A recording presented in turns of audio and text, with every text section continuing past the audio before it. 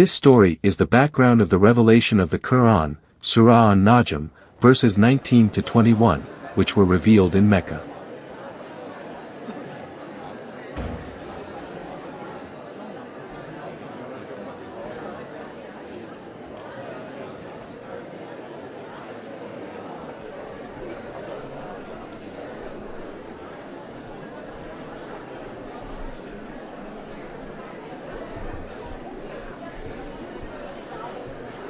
In the past, I can chat with them, worship together with them. But now, we act like enemies.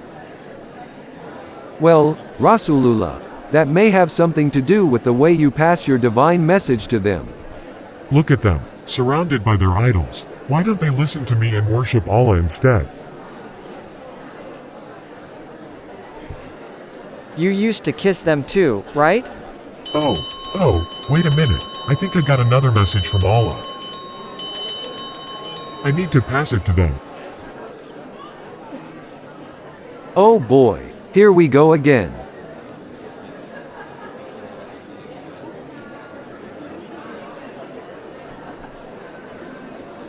Look who's coming. He only wants to insult our ancestors' beliefs. Are these what you worship? All of these idols? Yes, you worship them as well not too long ago, remember? Have you then seen Al-Lat and Al-Uzza, and the third one, Manat, as well? Suddenly, Satan came and inserted words into Muhammad. Others don't realize what Muhammad went through. These are the exalted Garaniq, whose intercession is approved. These are the exalted Goranics, which are high-flying cranes. Their intercessions are expected. Wow, Muhammad just praised our gods. He returns back to his previous religion, the religion of our ancestors.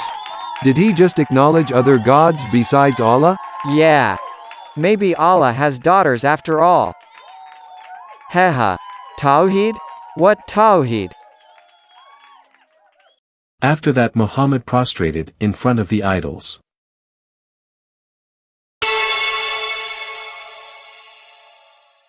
The Meccans joined him in worship.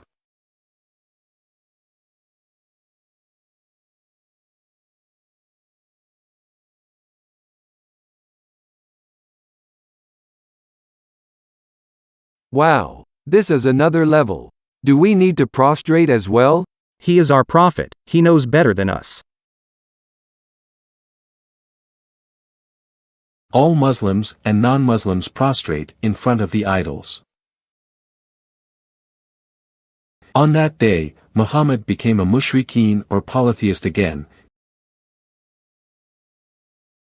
After that, Muhammad apparently still worshipped the gods of the Quraysh, so Allah rebuked him many times to stop doing it. Quran, Surah Al-Mudaththir, verse 1-5. O, you Muhammad, enveloped in garments, arise and warn, and magnify your Lord, and purify your clothes, and keep away from Aruj or the idols. Allah's warning came down because Muhammad was still a polytheist and continued to practice his old habits of worshipping idols and keeping idols in his house, even though he had been appointed as a prophet, and had also received 3 surahs from Allah. Surah Al-Mudaththir is the 4th surah in the Quran. The story about Muhammad keeping idols in his house is mentioned in Sunan Abu Dawud, Nomar 4158. Narrated by Abu Hurairah. The Messenger of Allah said, Jibril came to me and said, I came to you last night and was prevented from entering simply because there were idol statues at the door. For there was a decorated curtain with images on it in the house. And there was a dog in the house. So he ordered me to cut off the head of the idols in the house, the curtain to be cut up, in order to take the dog out. Later on, Jibril came to Muhammad to cancel Muhammad's praise to the goddesses Al-Lat, Al-Uzza, and Al-Manat in Surah An-Najm. But strangely, the cancellation occurred in Surah Al-Hajj, which was revealed in Medina, about 8 years after Muhammad left Mecca. Why wait so long? Apparently, Muhammad did not feel the need to change the verse praising the Quraysh gods, so 8 years passed without any changes to the verse. Surely something happened that urged him to change it. Most likely, his enemies in Medina found the polytheistic verse and they questioned it.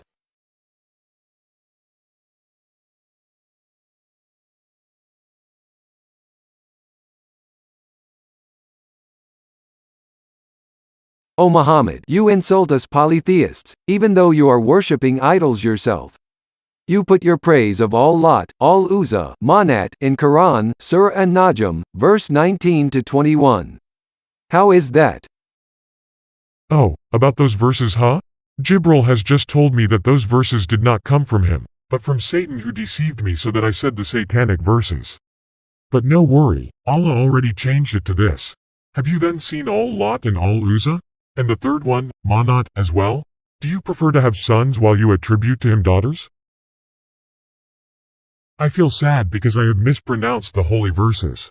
But Allah then comforted me. Quran, Surah Al-Hajj, verse 52. Whenever we send a messenger or a prophet before you, O Prophet, and he recited our revelations, Satan would influence people's understanding of his recitation. But eventually Allah would eliminate Satan's influence. Then Allah would firmly establish his revelations. And Allah is all-knowing, all-wise.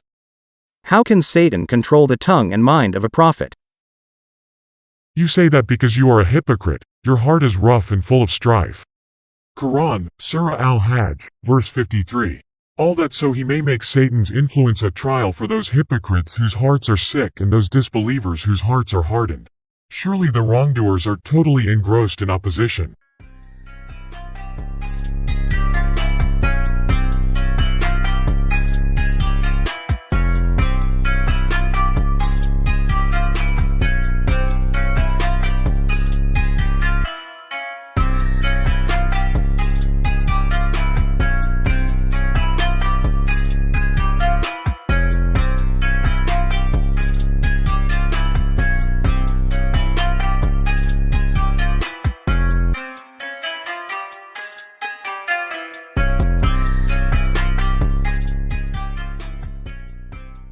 Shirk means associating partners with Allah, or worshipping gods other than Allah. In Islam, it is an unforgivable sin, according to Quran, Surah An-Nisa, verse 48. Indeed, Allah does not forgive association with him, but he forgives what is less than da, for whom he wills, and he who associates others with Allah, has certainly fabricated a tremendous sin. How could the Prophet of Allah be able to commit shirk continuously for 8 years? When he was caught reciting the satanic verses in the Quran, he then insulted those who rebuked him with the Quran, Surah Al-Hajj, verse 53. Muhammad was a mushrik, because he praised and even prostrated to the gods of Quraysh in the Quran, Surah An-Najm, verses 19 to 21. He did sujud to the Quraysh goddesses, sujud, laknatullah. 8 years later, he changed the content of the verse and acknowledged it in the Quran, Surah Al-Hajj, verse 52. If Allah has kept the Quran pure, why did he wait for so long to replace those satanic verses?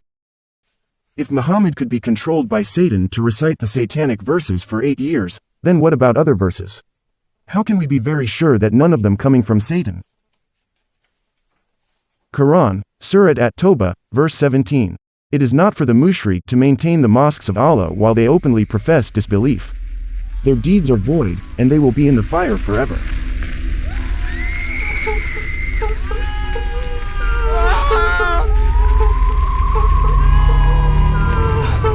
Are you still expecting the Prophet's intercession? He's in hell now.